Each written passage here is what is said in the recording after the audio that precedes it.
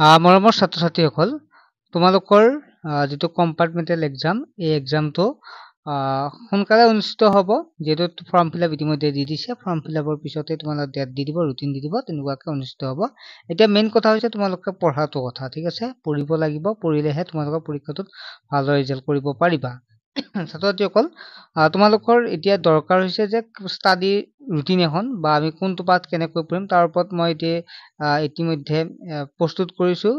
তোমালোকক অতি শীঘ্ৰে ভিডিঅ' এটা দি দিম, য'ত তোমালোকে কোনটো ছাবজেক্ট কোনদিনা পঢ়িবা তেনেকুৱাকে মই দিছো। যেতিয়া সেই ৰুটিনখন ফ'ল' কৰিলে তোমালোকৰ ধুনীয়াকে পৰীক্ষাটোৰ আগত কোৰ্চটো সম্পূৰ্ণ শেষ হৈ যাব। আৰু তাৰ ওপৰতো মই ভিডিঅ' প্ৰস্তুত কৰি তোমালোকে পাবা, চেনেলটো ছাবস্ক্ৰাইব কৰি ৰাখিবা। লগতে আমি এটা কোৰ্চ লৈ আহিছো ছাত্ৰ-ছাত্ৰীসকল। আমি যিটো কোৰ্চ আনিছো এইটো সম্পূৰ্ণ দায়বদ্ধ হিচাপে আনিছো, যাতে তোমালোকক শেষ কৰিব পাৰো। আৰু যিখন ৰুটিন বনাইছো এই কোৰ্চটোত ফ'ল' কৰা হ'ব। আমি যিমান পাৰো চেষ্টা কৰিছো, আৰু লগতে আমি যিবিলাক কমন দিম এই কমন বিলাক আমি পূৰ্বৱৰ্তী প্ৰশ্ন বিশ্লেষণ কৰি, বা আমি আগৰ মেট্ৰিক অহা প্ৰশ্নবিলাকো বিশ্লেষণ কৰি কোনবিলাক আহিব পাৰে সেইবিলাক আমি মানে এটা ভালদৰে কমন দিব চেষ্টা কৰিছো, ঠিক আছে? সেইকাৰণে তোমালোকে যদি আমাৰ কোৰ্চটোত জইন হ'ব বিচাৰে হ'ব পাৰে, আমাৰ হোৱাটছএপ গ্ৰুপ আছে। চ' আমি যি টি ভিডিঅ' দিয়া নাই, বা তেনেকৈ আমি ভিডিঅ' প্ৰস্তুত নকৰো। আমি যিখিনি ইম্পৰ্টেণ্ট সেইখিনি আমি চালি জাৰি চাই আমি সেইবিলাক দি দিম। চ' তোমালোকে যদি কোৰ্চটো ল'ব বিচাৰে ল'ব পাৰিবা, তোমালোকে পঢ়িব পাৰিবা। যিসকলৰ মেথছ বেয়া হৈছে, মেথছ, তাৰপিছত হৈছে ছ'চিয়েল, তাৰপিছত হৈছে ইংলিছ আৰু আছামিছ, এইকেইটা ছাবজেক্ট ল'ব পাৰিবা। মাত্ৰ 99 টকা দিলেই তোমালোকে এটা ছাবজেক্টত তোমালোকে গ্ৰুপত এড হৈ যাব পাৰিবা। তাতে আমি ধুনীয়াকে তোমালোকক পঢ়াই ধুনীয়াকে দি দিম, প্ৰি ৰেকৰ্ডেড ক্লাছ আৰু লগতে নোটছবিলাক। গতিকে ছাত্ৰ-ছাত্ৰীসকল জইন হ'লে হ'ব পাৰিবা, বহু পইচাও নহয়।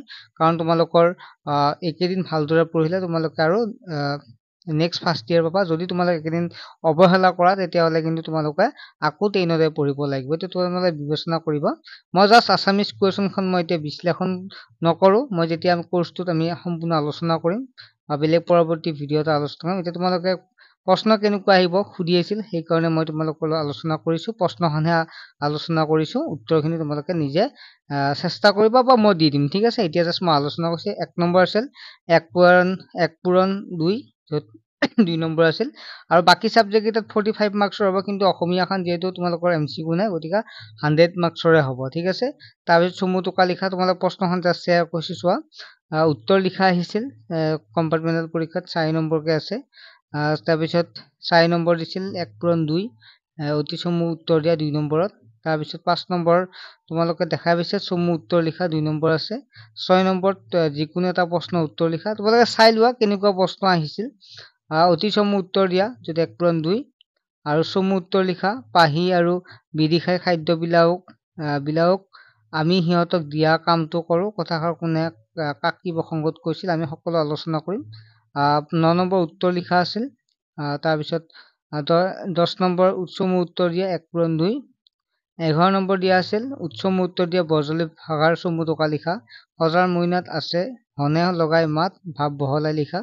এইবিলাক তোমালোকে ভালদৰে চালে ধুনীয়াকে এইবাৰ পাছ কৰি যাব পাৰিবা। মই টিপছবিলাকো দিম, কেনেকৈ পঢ়িলে তোমালোকে মন ৰোৱাৰ সুবিধা হ'ব, সকলোখিনি দিম। 13 নম্বৰটো মানে চোৱা।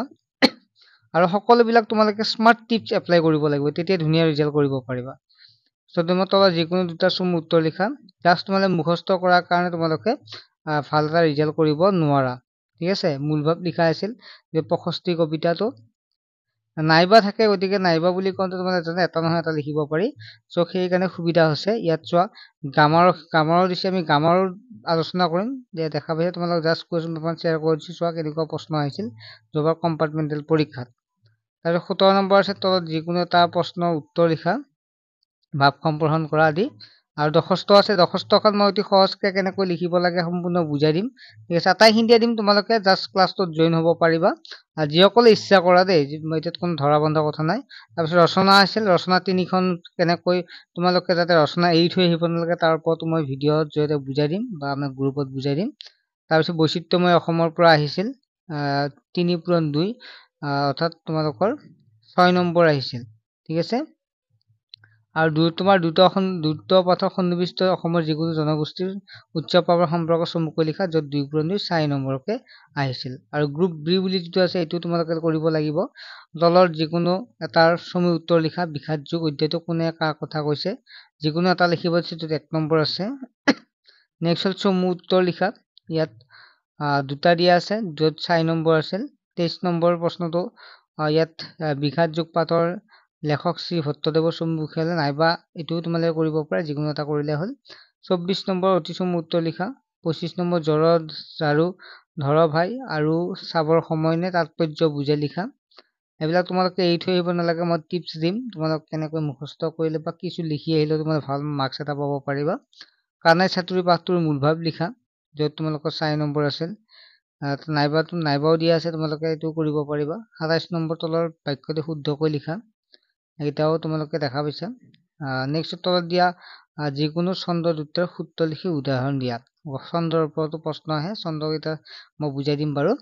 ছাত্ৰ-ছাত্ৰীসকল, আশা কৰোঁ তোমালোকে প্ৰশ্নখন দেখা পালা যে কেনেকুৱা প্ৰশ্ন আহিছিল। আৰু আমি চেনেলত তেনেকুৱাকে কমন ভিডিঅ'বিলাকো দি যাম, কমন কুৱেশ্যন এনচাৰৰ। লগতে আমি ক্লাছত জইন হ'লে তোমালোকে সেইখিনি সুবিধাও পাবা। ঠিক আছে, বাই।